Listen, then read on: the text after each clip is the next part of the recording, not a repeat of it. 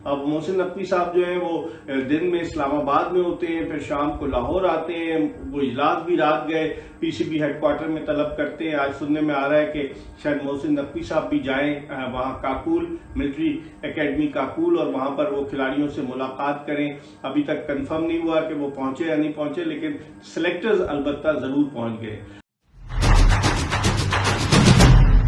बिस्मिल्लाहिर्रहमानिर्रहीम, अस्सलामुअलैकुम। अपने YouTube चैनल MIB स्पोर्ट्स पर मैं हूं मिर्जा इकबाल बेग। पाकिस्तानी क्रिकेट टीम के कप्तान का ऐलान एक मौम्मा बन गया है और गुज़िश्ता कई दिनों से मशावरत जारी है। उसके बावजूद पाकिस्तान क्रिकेट बोर्ड किसी हतमी नतीजे पर नहीं पहुंचा है।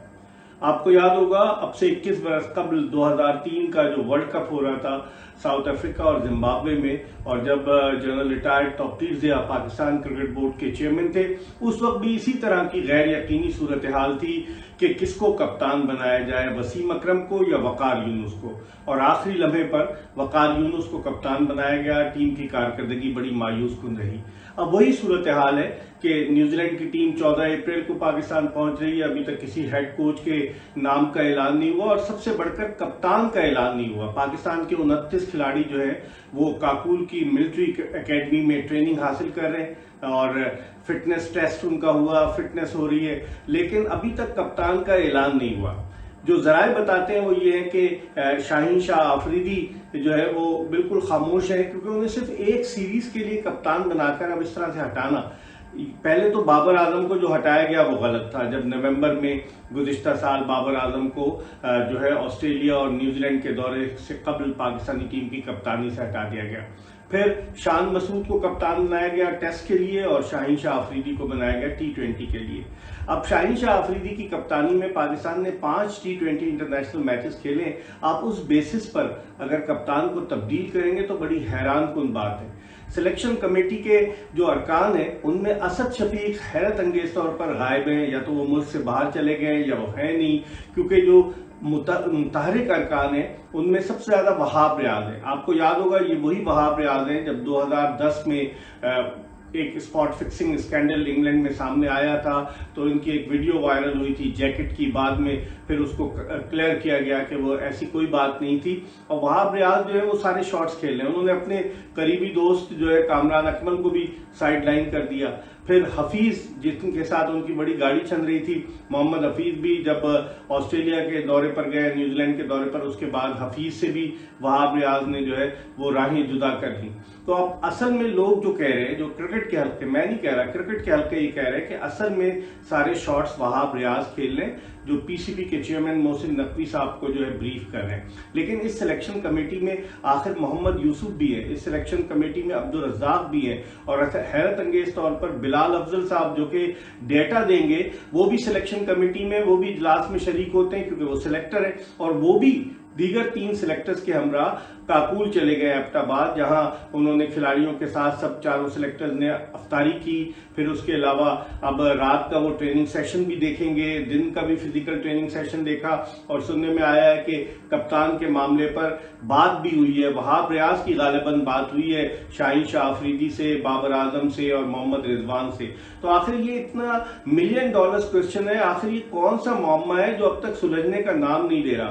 कप्तान के नाम का ऐलान करे पाकिस्तान क्रिकेट बोर्ड, इस गैर यकीनी सूरत हाल की वजह से टीम की कारकर्दगी मुतासर हो सकती है। टीम का जो कॉम्बिनेशन है, जो इत्तेहाद है, उसको खतरा लाक हो सकता है। बाज़ हल्कों का ये कहना है कि बाबर आजम को कप्तान बनाने के हक में पीसीबी के चेयरमैन मोहसिन नकवी साहब हैं, लेकिन बाबर आजम ने अपनी शराइत रखी है। वो चाहते हैं कि वो तीनों फॉर्मेट के कप्तान बने, क्योंकि नवंबर में जब उन्होंने कप्तानी छोड़ी थी तो तीनों फॉर्मेट से छोड़ी थी। फिर दूसरी तरफ कुछ हल्कों की राय ये है कि शाहीन शाह आफरीदी को बरकरार रखा जाए। तो अब देखते हैं कि ये ऊंट किस करवट बैठता है, लेकिन ये बड़ी ही एक अजीब व गरीब सूरत हाल है पाकिस्तान क्रिकेट के लिए। और मोहसिन नकवी साहब जिन्होंने अपनी एडमिनिस्ट्रेटिव स्किल्स को साबित किया था, वो आए तो उनका बड़ा ये कड़ा इम्तिहान है।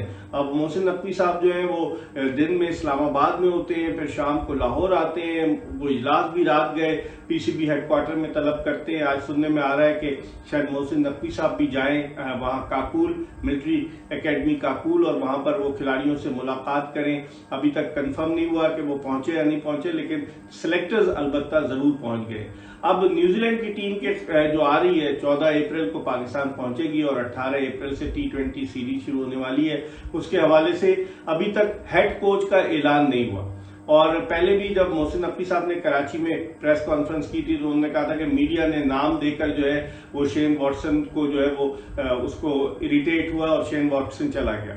तो अब मसला ये है कि आप खुद हम मौका ना फराहम करें ना कि मीडिया जो है वो अफवाहें फैलाए। आप एक क्लियर स्टैंस ले लें। अब खबरें आती हैं, खबरें कौन लीक करता है? ये पाकिस्तान क्रिकेट बोर्ड के अंदर से ही लीक होती होंगी ना, वरना फरिश्ते तो नहीं बैठेंगे जो आके लोग मीडिया को बता देंगे। खबरें ये आती हैं कि लूक रॉन्की को जो है वो बनाया जा सकता है। लूक रॉन्की का इस्लामाबाद यूनाइटेड से बड़ा ताल्लुक रहा है और इस्लामाबाद यूनाइटेड के हसन चीमा भी वहां पर मौजूद है, एनालिस्ट, और उन्होंने भी रोल प्ले किया है। फिर वहाब रियाज से लूक रॉन्की ने भी सुना है, उनका राब्ता हुआ है। इसी तरीके से जेसन गिलेस्पी का नाम भी लिया जा रहा है। गैरी कर्स्टन का नाम लिया तो जा रहा था, लेकिन अभी तक गैरी कर्स्टन के हवाले से कोई सूरत हाल वाज़ेह नहीं हुई है। अब जो पाकिस्तानी कोचेस थे कि जिनमें आपके सईद अजमल जो स्पिन बॉलिंग कोच, अपने जमाने के बेहतरीन स्पिनर, उमर गुल जो बेहतरीन T20 फास्ट बॉलर, वो ऑलरेडी मौजूद हैं। तो फिर बाहर से आप चले हेड कोच लेकर आए, फिर आप इतने सारे कोचेस को लेकर क्यों आ रहे हैं? फास्ट बॉलिंग कोच तो उमर गुल है और उनकी परफॉर्मेंस भी बुरी नहीं रही है। तो अब देखते हैं कि क्या होता है, लेकिन ये वाकई में एक कड़ा इम्तिहान है पीसीबी के चेयरमैन मोहसिन नकवी साहब का, जो वजारत दाखिला और इंसदाद मंशियात भी संभाले हुए हैं, और जो पीसीबी के भी चेयरमैन है।